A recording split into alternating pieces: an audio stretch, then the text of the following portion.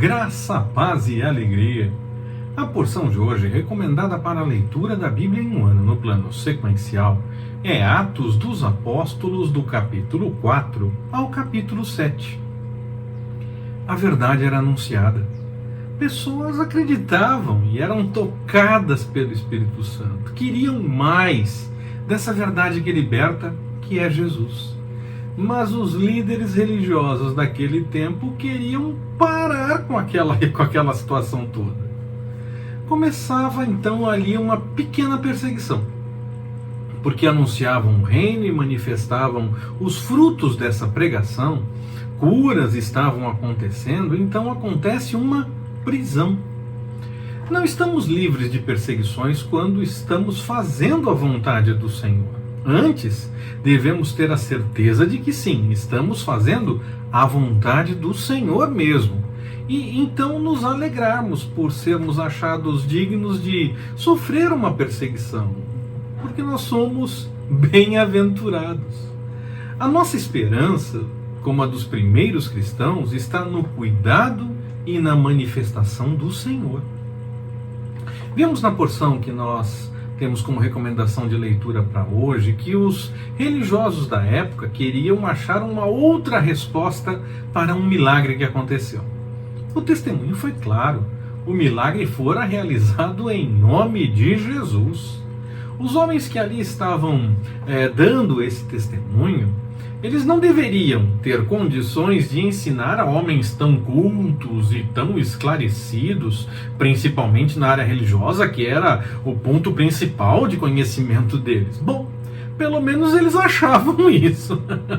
Mal sabiam que sem a direção do Espírito Santo, de nada adianta ter conhecimento de muitas teorias. Nós precisamos sim buscar, nós podemos e devemos estudar, devemos ler, devemos participar de estudos, devemos meditar, buscar mais instrução de acordo com a vontade do Senhor. Mas não podemos achar que porque temos tudo isso somos especialistas. Com teorias as mais variadas, nós podemos provar qualquer coisa. Os maiores absurdos podem ser provados dizendo que tem base bíblica. Misericórdia. O discernimento do Espírito Santo é que nos leva ao real entendimento da palavra e da vontade do Senhor. Então, por mais que busquemos o estudo, o aprimoramento, e devemos sim fazer isso, nós devemos muito mais buscar a orientação do Espírito Santo para que possamos realmente discernir a vontade do Senhor. Depois da experiência diante do Sinédrio, Pedro e João vão procurar os outros cristãos, tanto para mostrar que estão bem, como para dar testemunho do que aconteceu enquanto eles estiveram presos e também diante do Sinédrio. Havia muito o que compartilhar, e depois de toda a atualização de eventos realizada, a motivação de todos foi orar. Depois da oração, o lugar treme. E era como um novo sinal, uma nova ratificação, como aconteceu, por exemplo, lá no Pentecostes. Cheios do Espírito Santo, eles anunciaram a palavra com intrepidez. Que nós possamos ter experiências assim. A dica para poder viver coisas parecidas com essa é buscar ao Senhor.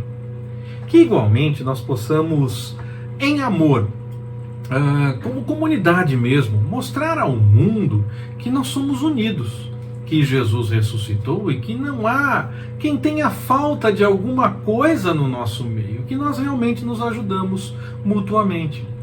As dificuldades podem se apresentar para qualquer pessoa, mas nós precisamos estar prontos a nos ajudar mutuamente, a estarmos dispostos e disponíveis para apoiar uns aos outros. E também, é possível também que haja entendimentos diferentes. Nós veremos isso quando falarmos da separação de Paulo e Barnabé. Eles tiveram uma discussão, o texto relata que foi uma coisa séria. Nós vamos ver isso permitindo o Senhor em pouco tempo. Então é possível sim ter ideias diferentes, direcionamentos diferentes. Mas nós nunca podemos perder de vista o essencial, a nossa união no Senhor. Ainda que cada um tenha um chamado diferente, ainda que cada um entenda que deva realizar a obra de uma forma diferente, indo por um caminho diferente, fazemos isso para a edificação mútua e não por rixas ou brigas uns com os outros. Quando começam rixas, questões pessoais, essas briguinhas bobas uns com os outros por conta da realização do trabalho, o trabalho já não está sendo realizado, infelizmente. Pode ser até que um esteja realizando e o outro não, mas é complicado demais quando chega nesse ponto. É triste. Já vi, já senti isso, não é agradável. É possível sim ter direcionamentos diferentes e não ser uma coisa pessoal, uma rixa entre pessoas ou opiniões diferentes. Cada um vai fazer uma obra diferente, vai por um caminho diferente e vão se edificar mutuamente como o corpo de Cristo. A mão faz uma coisa e o pé faz outra. E depois, como é que descobrimos que está tudo em ordem? Quando cada um faz sim o seu trabalho, aquele que entendeu que deveria fazer. E depois, como Paulo continua mandando um abraço para Barnabé. Nas cartas de Paulo, nós vamos ver, permitindo o Senhor, ele manda abraço para Barnabé depois dessa separação que eles vivenciam. Então nós precisamos tomar cuidado com isso. É possível sim ter interpretações diferentes, entendimentos diferentes a respeito do que fazer ou como fazer.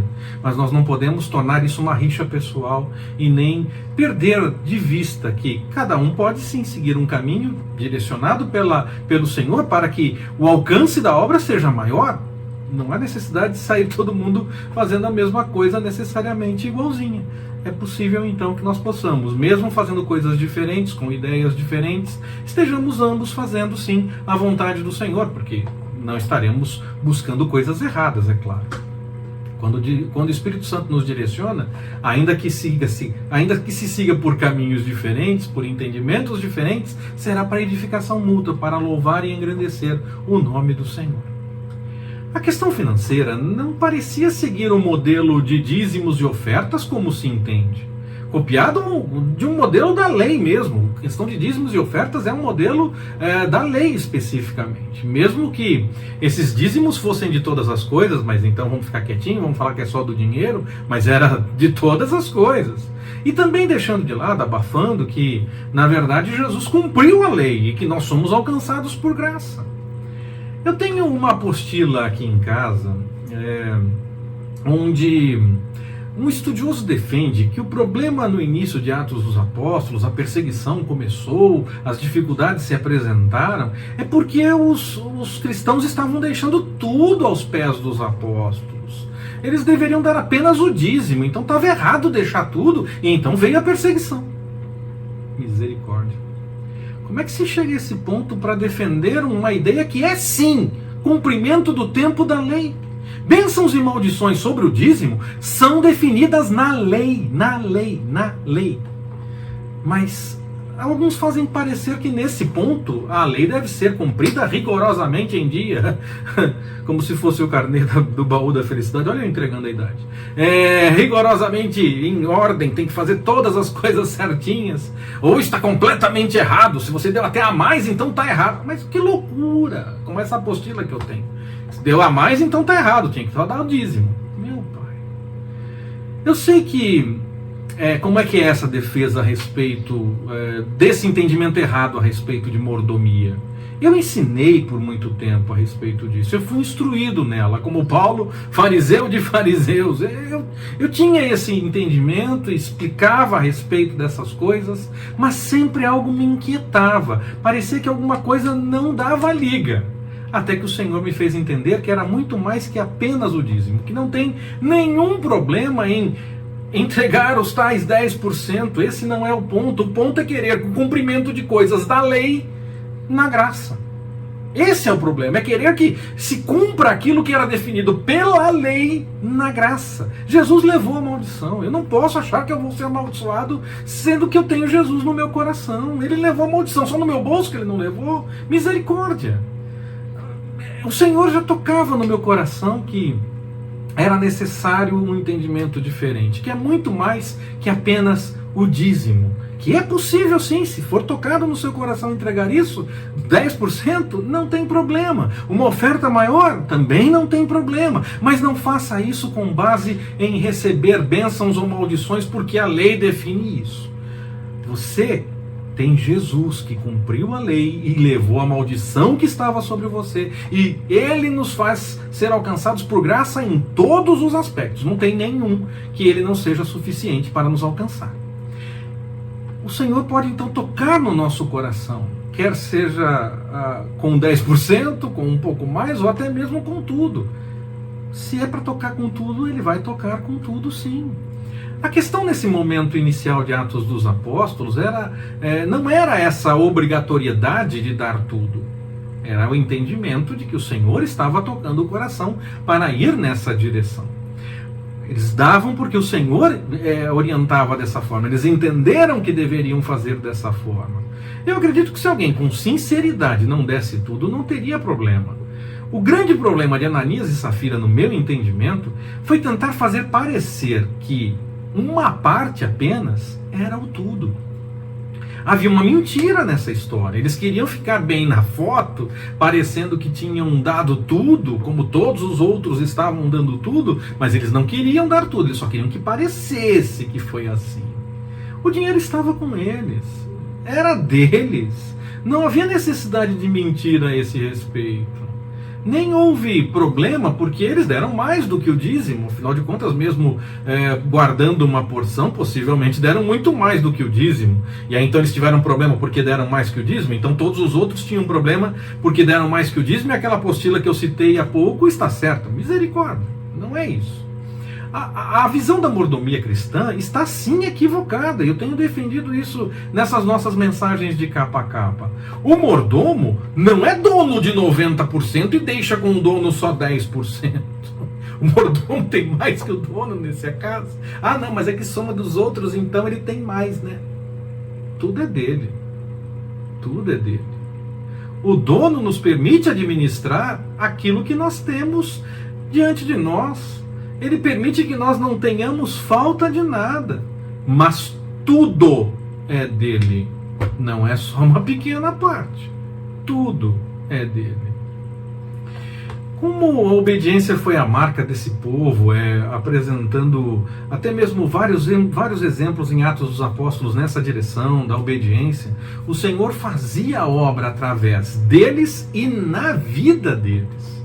Essa deve ser a nossa postura, a obediência. Devemos entregar a nossa vida ao Senhor e deixar o Espírito Santo nos direcionar pelo caminho que nós devemos trilhar, realizando o querer do Senhor em todo o tempo. Mesmo com o conselho de Gamaliel, que muitos citam como se parecesse que estivesse tudo em ordem, de deixar acontecer e o Senhor então daria a resposta, esse conselho nunca foi seguido, na verdade, porque os apóstolos que estavam presos, eles ainda foram açoitados. Não era só para deixar seguir, o Senhor é que resolveria, não, eles foram açoitados e ainda receberam orientação que não falassem mais em nome de Jesus. Então esse conselho de Gamaliel, na prática, nunca foi seguido. Mas algumas pessoas criam a impressão de que esse é um bom conselho, deixa rolar, e aí o Senhor é que vai cuidar de todas as coisas.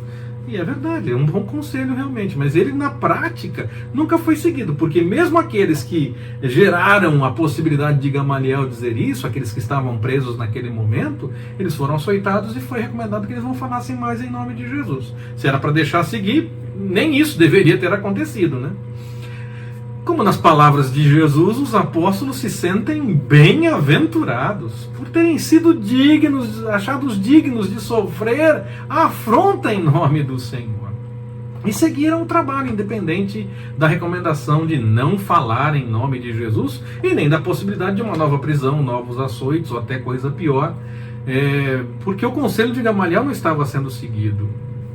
Afinal de contas, se esse conselho tivesse sido observado, primeiro eles não teriam sido açoitados, não haveria recomendação para que eles não falassem mais a respeito do nome de Jesus, e Estevão não teria sido apedrejado até a morte, e muito menos a perseguição que em seguida aumenta, não teria aumentado também. Então, o conselho de Gamaliel naquele momento não foi seguido, essa é a verdade.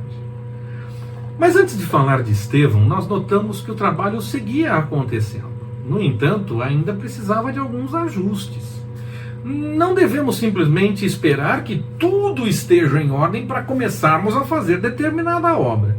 Mas também não devemos nos acomodar com o que já temos, sem fazer os ajustes necessários depois que nós começamos. Devemos buscar realmente a orientação do Senhor para ir colocando as coisas em ordem se for necessário. Devemos observar as situações, buscar no Senhor a devida orientação e fazer esses ajustes da melhor forma, porque nós somos humanos, podemos falhar.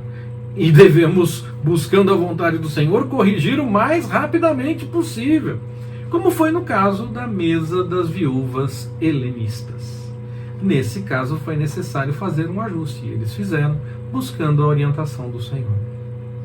Estevão, para terminar a mensagem de hoje, Estevão é acusado de forma injusta, com mentira, mas não tenta se defender da acusação, nem fica esticando a conversa, tentando desmentir o que estava sendo dito, fazendo várias discussões e essa coisa toda. Ele não ficou explicando ou combatendo o que foi falado a respeito dele. Ele partiu logo para mostrar a história, para mostrar a verdade em si, os fatos, como eles realmente aconteceram, e a conclusão que ele tem a partir daqueles fatos. E essa conclusão que ele tem a partir dos fatos faz com que ele registre que os que o acusavam naquele momento estavam agindo como os pais agiram antes com tantos profetas, com Jesus e com tantos outros. Não estavam buscando a orientação do Senhor, na verdade, e faziam o que eles preferiam, o que eles achavam certo, dizendo que esse ponto que eles achavam certo era a vontade do Senhor. Mas eles não buscavam a vontade do Senhor para saber o que realmente deveriam fazer em nome dele. Eles precisavam de conversão diante da história mesmo, porque estavam seguindo o mesmo caminho daqueles que fizeram coisas erradas e que muitas vezes eles diziam que fariam diferente. Mas eles estavam fazendo igualzinho. Quanto mais nessa busca espiritual, se diante da história eles precisavam de conversão, quanto mais na questão espiritual. Nós precisamos, como Estevão, ouvir do próprio Espírito Santo. O fato de nós dizermos que somos cristãos, ou até mesmo que outras pessoas reconheçam algumas coisas em nós, não nos dá certeza que nós estamos ouvindo do Espírito Santo, porque nós podemos estar seguindo o exemplo daqueles que apedrejaram Estevão e nem notaram ou assumir que estamos fazendo o que nós preferimos e queremos que seja a vontade do Senhor. Nós precisamos buscar realmente a vontade do Senhor e abrir mão do nosso desejo. Precisamos ser realmente as pessoas que buscam essa vontade do Senhor, deixando o que de fato é errado. E errado não é apenas aquilo que é errado para todos. Errado é aquilo que não é a vontade do Senhor para a minha vida. O Senhor chamou outra pessoa para fazer determinado trabalho, ela vai fazer o trabalho. Se eu for fazer o trabalho, ainda que não seja socialmente errado, não é a vontade do Senhor para mim, para minha vida. Eu tinha que fazer outra coisa. Um é mão, outro é pé, outro é nariz, outro é ouvido. Cada um tem a sua função. Então, ainda que não seja errado fazer algumas coisas, se o Senhor não me chamou para fazer aquilo, eu não devo fazer. Estar no centro da vontade do Senhor é fazer aquilo que o Senhor nos chamou a fazer. Então, o que é errado não é simplesmente o que é tido errado socialmente, mas é qualquer coisa que não seja a vontade do Senhor para a sua vida. Assim, quando nós buscamos realmente a vontade do Senhor, nós não seremos levados em roda por vento de doutrina, nem por erros, os mais absurdos que são apresentados hoje em dia, tanto dentro como fora do cristianismo, e que acabam sendo aceitos como, mas parece certo, parece que tem razão, e está simplesmente levando para a porta larga do mesmo jeito. A porta continua estreita para chegar até a vontade do Pai. Que aqueles que não estão ouvindo o Espírito Santo possam ser como Saulo, que quando Estevão morre, ele está ali, junto, mas logo teve uma experiência com o Senhor e mudou completamente de vida. Que nós possamos sempre ouvir do Espírito Santo e anunciar a vontade do Senhor. Que Ele nos abençoe. Forte abraço, até mais, permitindo o Senhor.